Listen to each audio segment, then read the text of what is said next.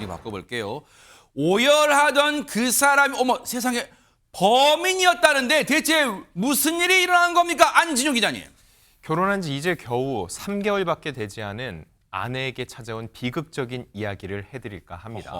자, 이 장모가 사위, 즉 그 남편이죠. 남편으로부터 연락을 받았습니다.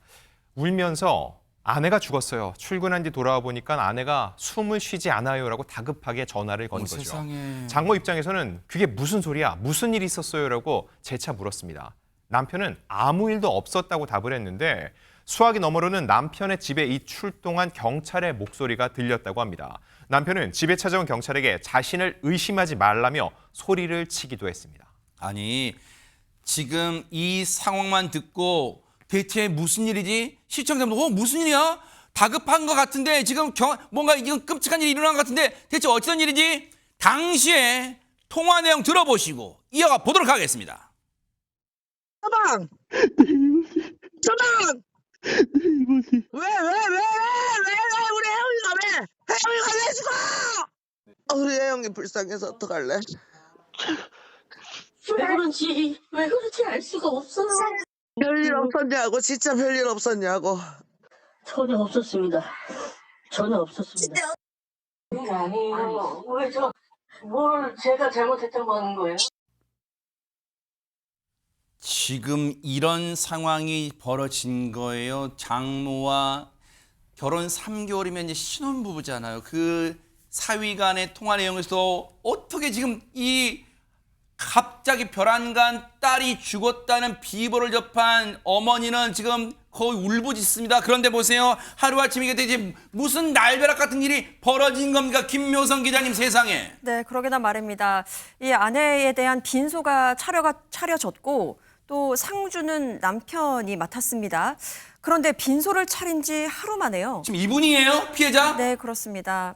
유족의 얼굴을 공개하고 성함을 공개하기를 또 네, 원했습니다. 저희가 유족의 허락을 얻었습니다. 여러분 네. 참고로 말씀드려요. 네네. 그렇습니다. 빈소를 차린 지 하루 만에 이런 일이 벌어집니다. 장례식장에서 오열하던 남편이 살인 혐의로 긴급 체포가 됩니다.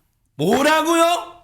아니 김묘성 기자님, 저희가 지금 무슨 말을 들은 거예요? 지금 긴급 체포된 사람이 누구라고요 지금? 남편이었습니다. 남편이 아까 전에 전화통화를 들어보시면 집에 찾아온 경찰에게 저한테 왜 그러시는 거예요? 제가 그런 게 아니에요 라고 이야기를 했잖아요. 경찰 조사에 가서도 경찰에서 그 내내 살해 혐의를 이 남편은 부인했다고 합니다. 근데 부검 결과가 나오고 나서 경찰이 아내의 목에 있는 그 흔적을 보여주자 그제서야 이 남편은 범행을 인정했습니다.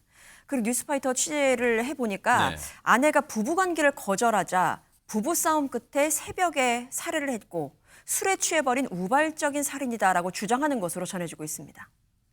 이게요, 허준 변호사님, 너무 경악스럽고 범행 동기가 기가 막혀서 너무너무 말이 안 나와서 질문조차 나오지 않으려고 해요. 지금 숨이 턱턱 막혀요. 시청자분들도 마찬가지일 거예요. 범행 동기를 들어보니까 신혼부부, 결혼 3개월 신혼부부인데 아내가 부부관계를 거절한다고 사람을 죽여요? 그게 말이 되는 소리 지금? 너무나 충격적인 범행 동기죠. 이게 인간으로서 할 수 있는 말인지 본인이 변명이라고 이걸 범행 동기라고 진술하고 있는 것인지 저는 이 말도 사실상 신뢰가 가지 않는 부분이 있습니다. 왜냐하면 지금 이 가해자가 사건 직후에 한 행위가요. 홈캠 어플을 지우고 아내 휴대전화에서 유심치까지 빼면서 증거 인멸을 시도를 했다고 하거든요. 만약에 이 남성의 진술이 설령 사실이라고 하더라도 홈캠 어플을 지우는 것까지는 어느 정도 동기와 이 증거인멸 행위가 연결이 되는데 아내의 휴대전화에서 유심치까지 뺄 이유가 무엇인 것인가. 이 남편의 진술만으로는 해결되지 않은 석연찮은 점들이 한두 가지가 아닙니다. 그리고 심지어 지금 처음에 이 장모님이 오열하면서 이거 정말 아무 일 없었냐 이렇게 얘기하는데 너무나 뻔뻔하게 아무 일 없었다고 자기는 전혀 모른다고 이렇게 얘기를 하잖아요. 그러니까 이렇게 아무렇지도 않게 거짓말을 할 수 있는 사람이기 때문에 이 사람의 진술을 곧이곧대로 믿어서는 될 것이 아니라 정확한 범행 동기와 경위를 모든 가능성을 열어놓고 경찰도 수사할 거라는 생각이 들고요. 네. 특히 유가족들 얘기에 따르면 네. 형사들이 장례식장에 와서 이 사람 긴급 체포해서 데려가는데 네. 어머니 다녀오겠습니다. 이렇게 얘기를 했다는 거예요. 뭐라고요? 그러니까 장모님한테 어머니 다녀오겠습니다 이렇게 얘기를 했다는 거예요. 저는 뭐라 저기 사람의 저거에? 이게 정말로 이해가 되지 않습니다. 어딜 다녀오겠다는 건지 지금 자신의 딸을 잃은 어머니 앞에서 자기가 마치 아무런 죄를 저지르지 않은 사람인 것처럼 다녀오겠다 이런 얘기를 했다는 거예요. 그러면서 심지어 입꼬리가 올라가는 듯한 웃는 표정까지 보였다는 것이 지금 유가족 얘기인데 이 사건은 앞으로도 철저한 수사를 통해서 사실관계를 밝혀내서 필요한 부분에 따라서 엄벌에 처해야 한다는 생각이 듭니다. 유가족께서 쉽지 않은 결정이셨겠지만 저희 뉴스파이터 제작진에게 숨진 그 피해자분과 그리고 피해자의 어머니가 나란히 있는 그 사진도 저희한테 제공해 주셨어요. 그 의미가 뭐겠어요, 여러분? 저렇게 정말 천사 같은 그 아내를 죽인 악마 같은 그 이제 사위도 아닐 거예요. 사위라고 부르고 싶지도 않을 거예요. 저 장모님 입장에서는, 저 어머니 입장에서는 그 악마 같은 인간 강력한 처벌 받을 수 있도록 뉴스파이터가 좀 나서달라는 울분일 거예요. 호소할 거예요. 최명규 원장이 어떻게 사람이 경찰이 체포당하는 현장에서 장례식장에서 버젓이 상주 역할을 하다가 잡혀가는데 어머니 다녀오겠습니다. 이 말이 어떻게 나와요, 진짜?